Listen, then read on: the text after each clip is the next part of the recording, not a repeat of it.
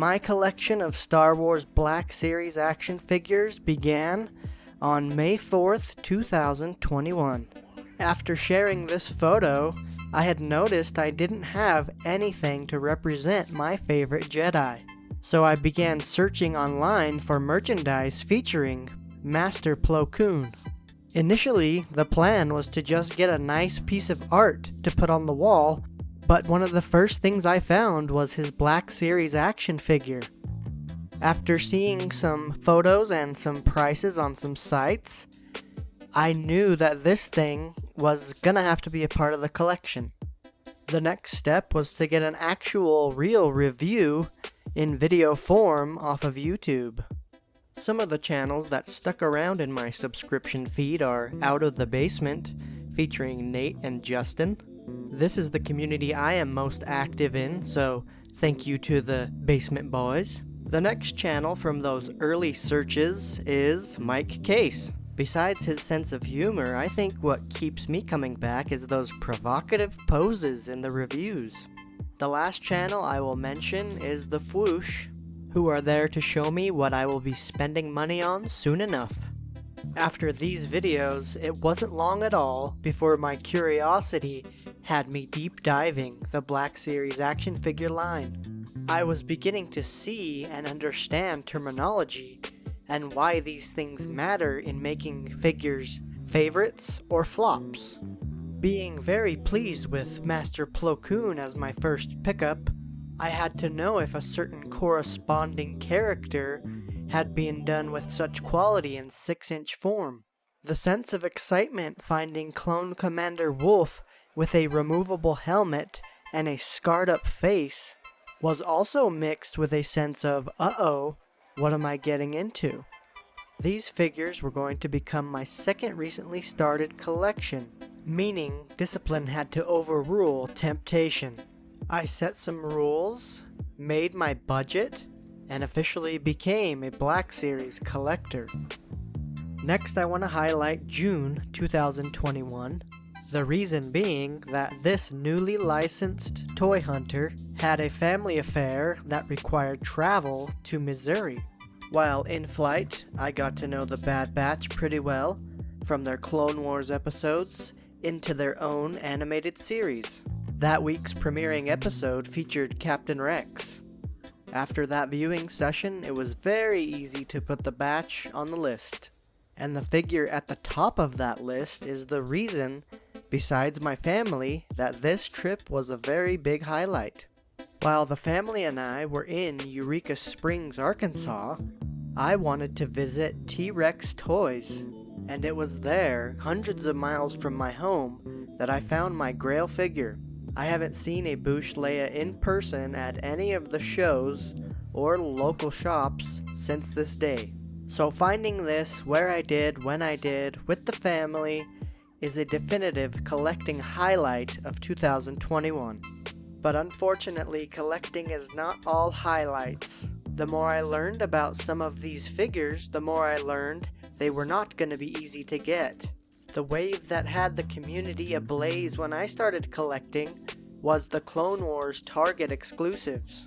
Those were not on my radar, but I did need an Ahsoka from the Clone Wars, and I found out Walmart had that exclusive 6 months before I started collecting, which unfortunately meant there was zero chance of finding it at Walmart, and with exclusives out of stock sometimes means forever. The lesson to be learned here was that there was a game within the game of collecting. The world of online retailers was now becoming a part of my browsing habits. Trustworthy sites like Big Bad Toy Store or Dorkside Toys, Entertainment Earth, these types of sites are go-to resources for non-exclusive figures. So where am I gonna find that Clone Wars Ahsoka? She was a must-have to put next to my Plo Koon. So yet another lesson in the ways of collecting was being shown to me. The abundant amount of resellers just trying to make $10 on their $20 purchase. This is where my discipline stays strong. I held out for months on Ahsoka and her clone trooper, only to find them locally at a show seen here for a very fair asking price. So I guess I'm more of a get a deal than get it now type of buyer. As I mentioned, these figures are my second recently started collection, and this is the first. I've been a Pokemon trainer since grade school when it debuted in the USA. YouTube again was the culprit for abusing my wallet as I watched videos by Frosted Caribou showing me just how stunning the TCG art had become. I've heard this phrase spoken around the Black Series community: there hasn't been a better time to be a collector, and I think that's the case for both of these products. My budget is full with these two, which is why I can't collect these Marvel Legends. I have favorite characters here too, but I just can't. As I said before, I have the mindset of, if I have this, I need that. I'm guessing one day temptation will win, but no time soon. I'm going to use that mention of time to transition into these photos, which are separated by 1 year exactly. And after that 1 year, I'm happy to say I'm here for the long haul. I love being up to date on news, even if it is price hikes or another Walgreens exclusive. Anyways, here's my collection so far. We have Commander Wolf from Big Bad Toy Store, Plo Koon from eBay, Ahsoka from a local show, along with her trooper, still waiting on that Captain Vaughn. Please don't make it a Target exclusive. We got Casca Reeves from Walmart, found that on the pallet. The Glorious Bo-Katan was a in-store Target pickup. We got the criminally underused Maz Kanata. She's the only figure I've purchased loose in a bag, so no chest or weapon, but for $5 I had to. This is the Bouche Leia from the story I told earlier. While on that same trip, I saw the Armorer at GameStop and she was on my list. So good to see her in Book of Boba Fett. As well as this guy, Din Djarin. He came home with Maz Kanata from a local shop. No Grogu for me yet. Next we have Tuscan Raider Archive, an easy pickup from Walmart. This Miggs Mayfield figure is just surreal to have after being a Bill Burr fan for over a decade. Got him from Amazon. And here is our first member of the Bad Batch, Crosshair.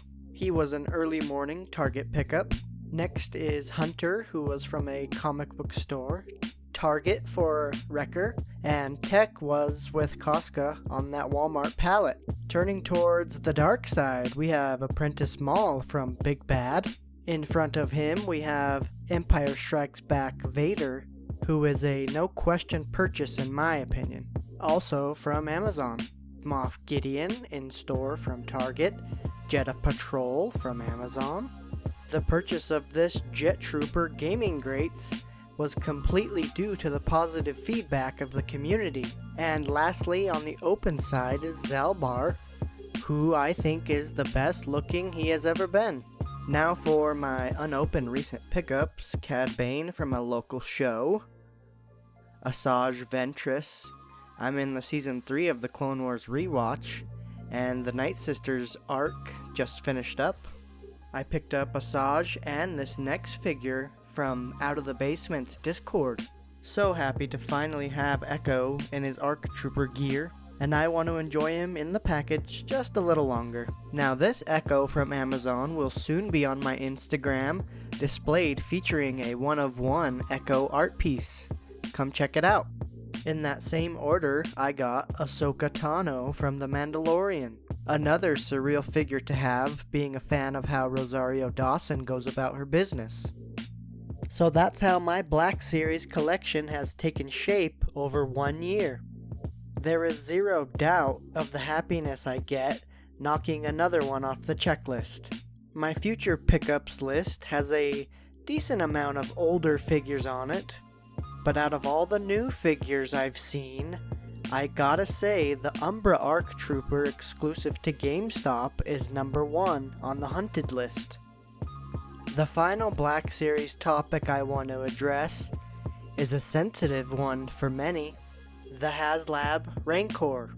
All I will say is that I happily backed the project, and can't believe the short-sightedness of even the doubters to take a profit on one. It was very tough breaking the news to Wrecker he wouldn't be riding that Rancor for at least a few years.